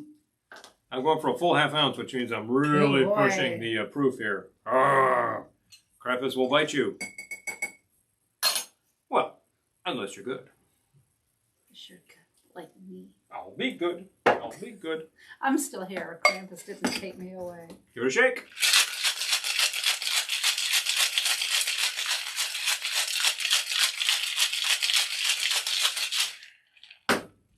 What are you adding to this? I am going to fill. As a matter of fact, since we've been talking about all of these holiday style things, let's go find. He's going to go in search of an appropriate sized glass. I think that I will actually pour without straining. We just found these recently. We have had this style of glass in a single old fashioned. We had them. Here's the double old fashioned style.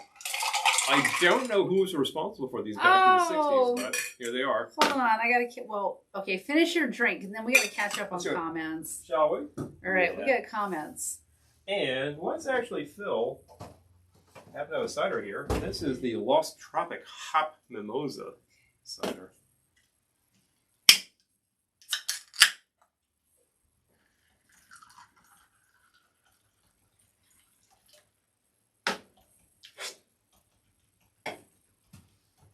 I'm going to top with a twist because I happened to have it. I happen to have it. Typing. It's hard. There we go. And I would really appreciate a straw.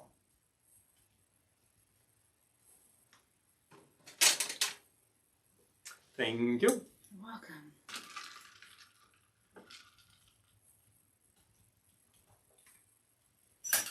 So hold on. Yummo drinko. We're all thumbs tonight.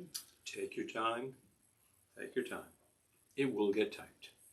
Mmm. Isn't that a good thing? That is really good. This cider, straight up, is a lot of fun. It's advertising it as a sour cider, dry and tart. True. It is... I'm saying chilled dry cider. Coming to you from Graft Cider in Newburgh, New York. Hello. The Lost Tropic. Oh, Graft. I think we have some coasters from them. I think we have some from Graft. Okay, that's really good. So, like, they've got some citrus flavors in there for the mimosa, and the hoppiness is quite nice in this. It adds, like, just a little bit of resinous tart action, which is nice. Resinous. Okay. Got it. That's really happy. That is really good, actually. I was enjoying that. That's a nice thing. All right, so we got to catch up. Let's find it. Let's go. Go on, show.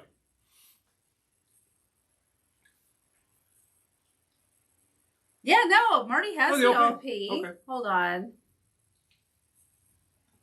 Leona Lewis and Seth MacFarlane. Oh, yeah. Mm-hmm.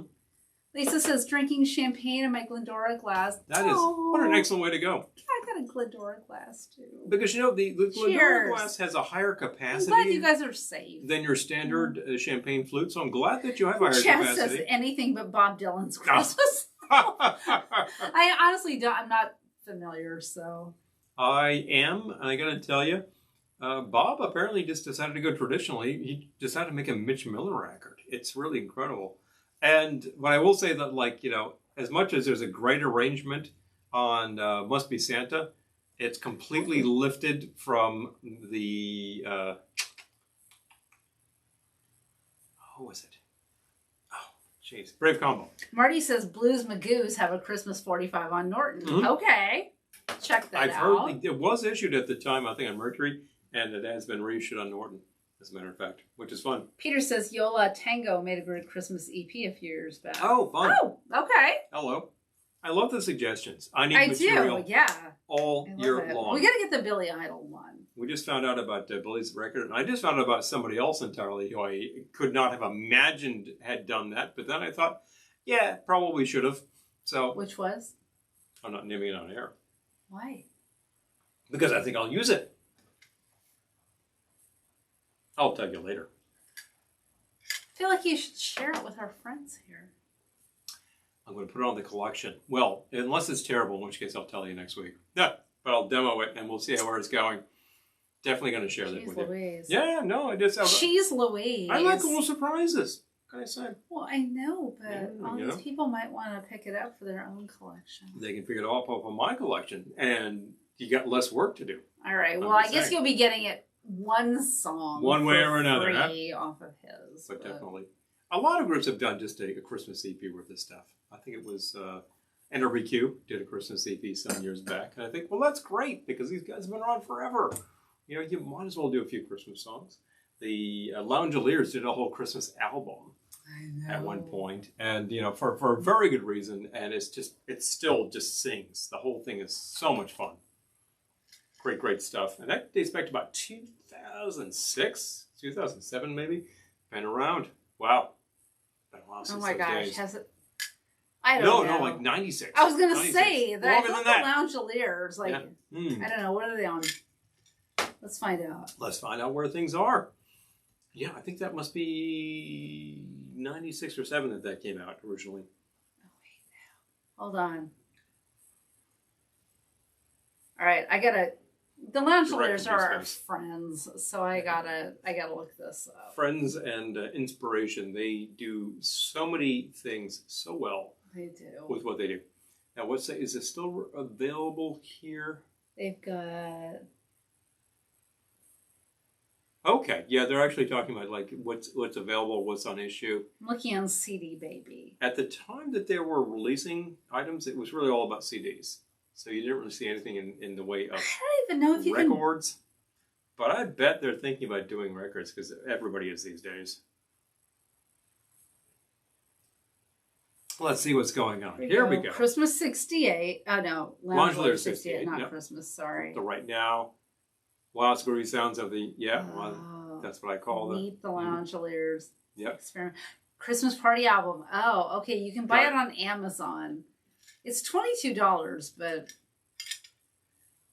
I think it's worth every penny. There's a few used available, which are a much lower price. Yeah. If you're okay with used. And if you're familiar with Discogs, you're probably okay with used. Just saying. I think it's worth every penny. I do too. But that's one of my favorites ever because they tackle so Hi, many fun items. Doug. Hey! Texas is having a Jack Jones Christmas reel-to-reel tape in my hand and get me into this party. Well, You're always welcome, Doug. let me put it this way. It couldn't wait. Oh, Santa and his old lady from Cheech and Chong. Yes, Chaz. Yes. There we go. That's the classics. Yeah, it is a classic. He is the Santa that clees, the man with the bony knees. Doug, you're always welcome. Well, you, of course, recall seeing Jack Jones live, and we were all trying to get a Christmas album signed, and I got two of them signed. And I didn't realize there's like 3 different covers to that album. And that's just life, isn't it? But that's hilarious. I'd love to hear that on reel to reel because the machine's right over there. It's ready to play.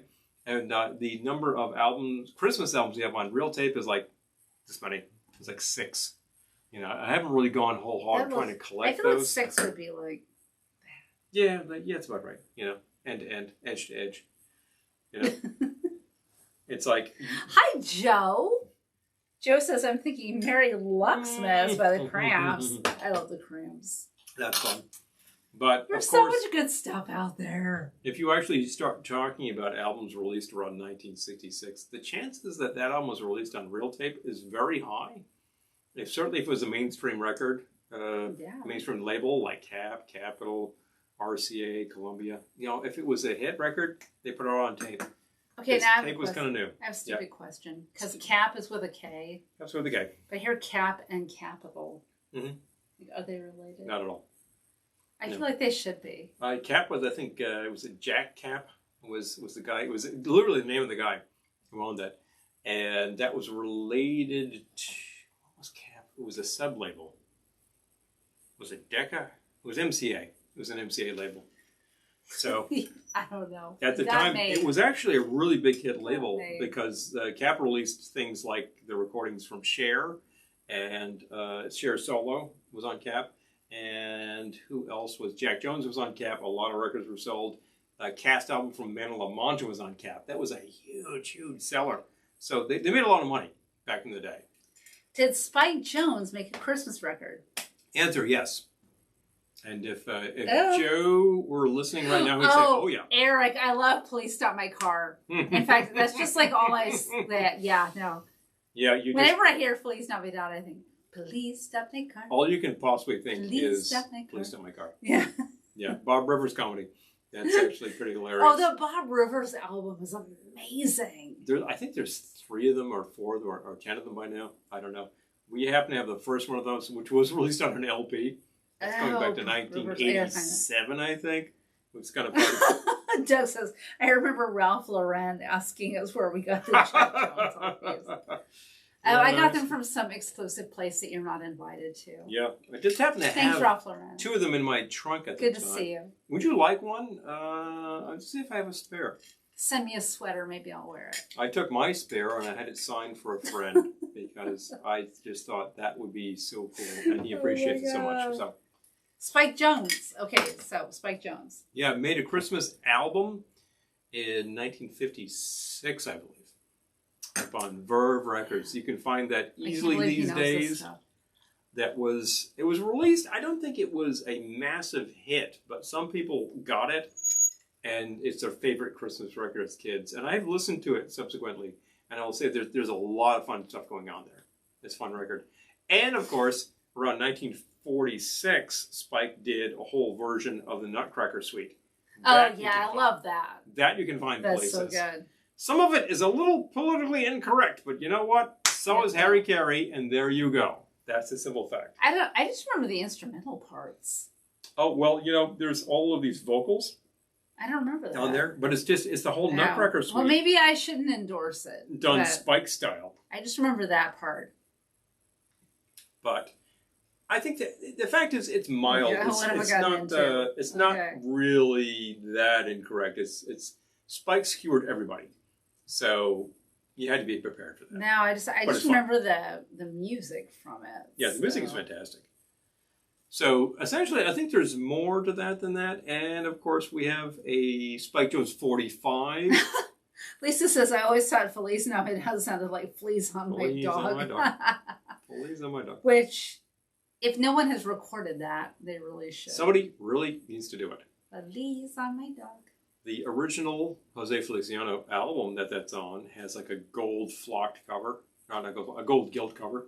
It's like it's a very shiny record cover. It looks like a Christmas present wrapped up. That's a lot of fun. Gilt. Yeah, cover of gilt. It's the Christmas cover of Gilt.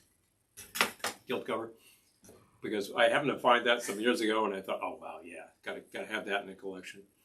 I mean, you can hear the single on every radio station ad infinitum from about November 29 through January 6.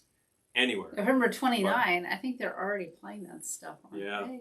Well, these days you can just go to 24 hours of Christmas music all year long if you want to. But I don't recommend that. I know they're playing the Hallmark movies already. Of course. Well, you gotta get stuff out. Yeah. They were shooting them. Yeah. Weren't you actually in a Hallmark Christmas movie recently? But I don't know if you can see me, so I'm not going to say anything. But yeah, well, we'll take a look. But it premieres soon, so I'll let you know if you can see me. We'll take a look and let you know what's going on. Yeah. That's kind of fun. Yeah. There's kind of a lot of fun. At the end of the day, there was just this huge lot of stuff released between about 1952 and 1972. That is just like a lot of fun for Christmas. It's like the era that I remember very well. Many people here remember it very well. And it just goes on and on. When you start talking into like the stack of like singles that were released at the time, you can't even begin to catalog them all. You will suddenly discover another thing out there and you go, oh yeah, that was released, you know? And then there's this whole vein of stuff like Polka Christmas. We just saw a whole ton of it go recently. Grab it. Go grab it. Yeah, okay, as well. we just bought one this past Might as well actually reveal that we actually happen to have. So we we're all for serious. We drove up to Providence to see Randy Rainbow.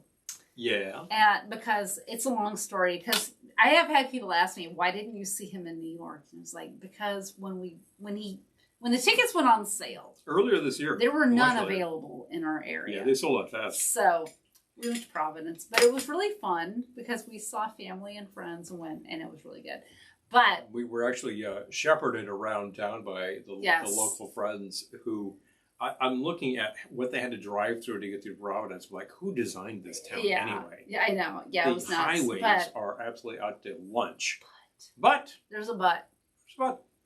Driving from here to Rhode Island, there are very few rest areas. So our pit stop in between here and Rhode Island is the Goodwill in Middletown, Connecticut. How about that? And of course, if you're in Goodwill, you have to... Oh, you got to check out the locals. It's the least you can do. This one checked out the tchotchkes and glassware and found these fine items. Oh, yeah. Nice deal with the holly on it. But... How's that for your holiday, Mai Tai? But we also scored in the record area. Saw this and I thought it has to come on with us. Polka Christmas in my hometown, Jimmy Sturr. You know, if you're going to have Polka Christmas, this is the man. This is the man who's won like 46 Grammys for polka music, which is unbelievable. But this album dates from 1979. More than that, he's our local. He's our local because he actually hails from Florida, New York. And has always. So he's the guy. He tours the country playing polka music. He plays his local... You got to show the other one. He plays his Christmas show. Yeah, there's going to be a Christmas show. We could walk to his Christmas show. We're Literally. We're not this going is to where he does it's this. Kind of expensive, but... I don't know. Maybe I really want to see the Jimmy Sturr show. All right, well, if you want to buy tickets. But... Eric says, I want to do a troll company. Hallmark graffiti. This is actually two albums. Oh. One of them is in English language, and one of them is Polish. So all these Polish Christmas carols, and a bunch of like English language Christmas carols, and some original material, which is great. A lot of fun. His band is fantastic. We've actually seen them. Chaz says, remember when It's a Wonderful Life was in public domain, and every station started showing it after Halloween? Oh yeah. Yes, and I love that movie. Yes, we do. I want to see it this year. I haven't seen it for a few years. so I want to, but... You could look this up. There's a really fun legal story about how that went into public domain because somebody thought it was, and that's the way it stayed for a while until a different lawyer demonstrated that, well, it never was in the public domain, and now the rights have reverted back to the rights owner. Go grab the other record we bought, because that's the most hilarious thing ever. It's not a holiday record. No, but it doesn't matter. Go grab it. Yeah, well, I'm just saying. Get it. If you're interested in that record, I will find it. I am, because it was like, I can't believe you didn't buy that. When we stopped on the way to Rhode Island, on the way back, he bought it because I shamed him into it. But it's so You didn't shame me into anything. I feel like I did shame you into it. No, I thought it was still there all right. There we go. Real hot. You gotta love real hot polkas. And I just like, you've got like the whole brandy stifter going on in these two. And what's on here? Hot. There's all sorts of fun stuff. Green grass, polka, apples, peaches, pumpkin pie, polka. Yeah. Apples, peaches, pumpkin pie. That sounds like Thanksgiving to me. That kind of sounds like Thanksgiving. And frankly, like, that cover is just kind of screaming like hominess, and they're in the outfits and everything. It's kind of fun. This is Happy Louie and Yulcia Orchestra. Real hot polkas. Wait, it's just Happy Louie? What about her? I guess she doesn't rate. Huh. Unless it's Happy Louie and Yulcia, because there she is. Mrs. Happy Louie? Mrs. Happy Louie? I don't know. It's just weird. Hold it closer.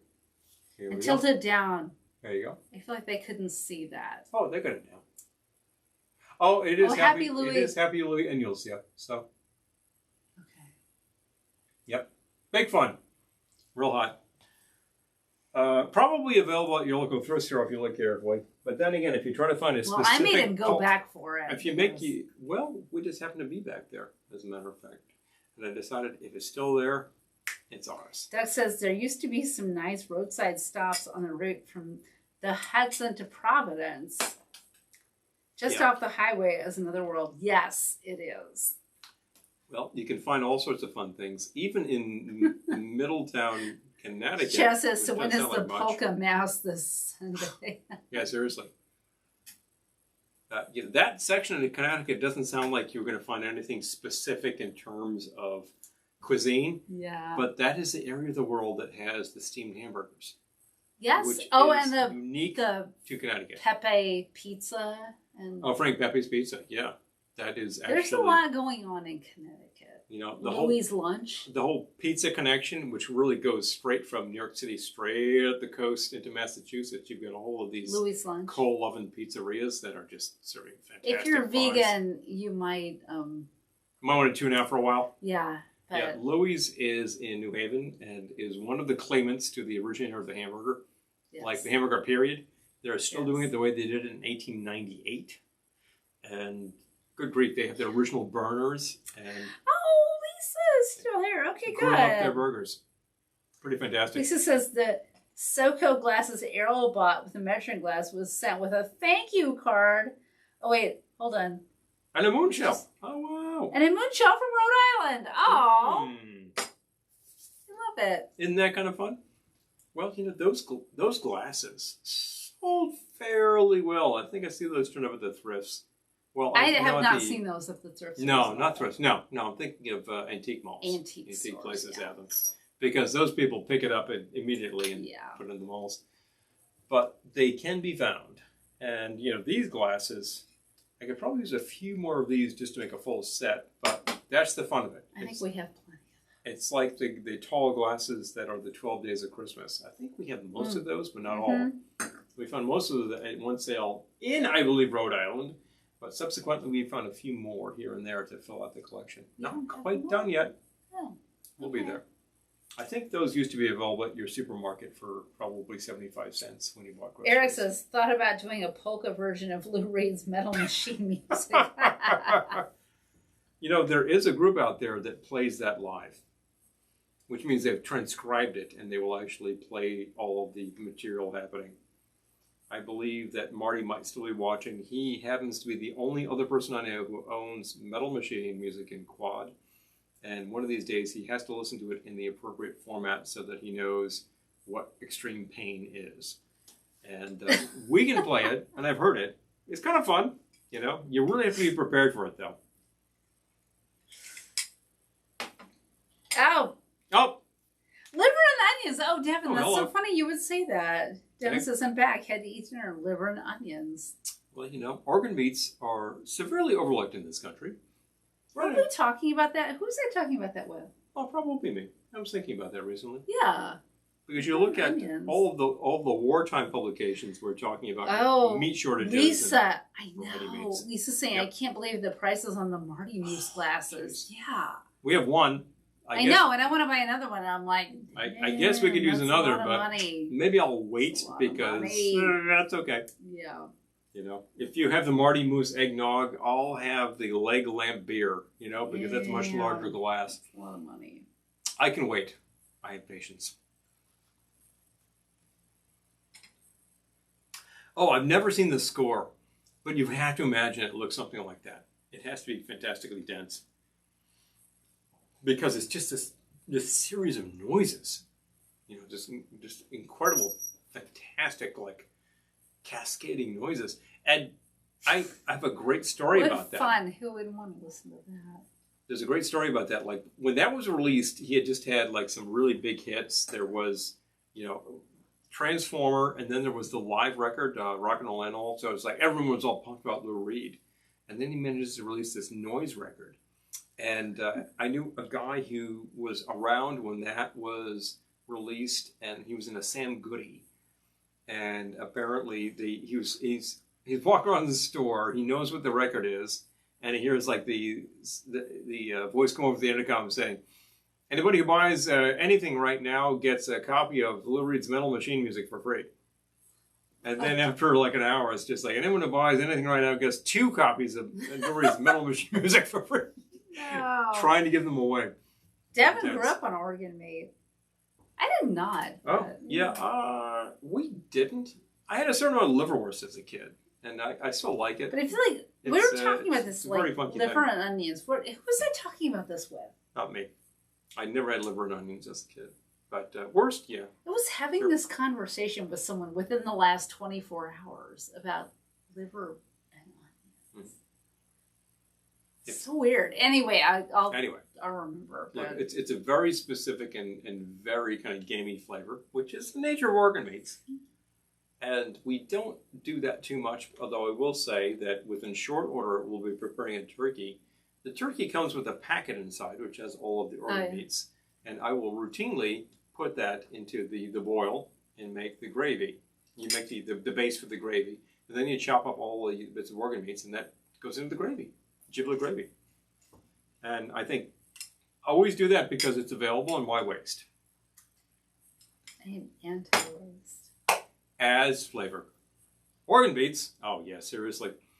We're talking about, we talk frequently about organ players, Jimmy Smith et al. I'm trying to think of like who else fits into that. Corla Pandit? Jimmy Smith, Corla, yeah. Johnny Smith. I'm trying to think who else was like one of those Hammond B3 organ guys. I get nothing beyond Corla Pandit. It escapes me right now, but wow, there were a lot of those guys.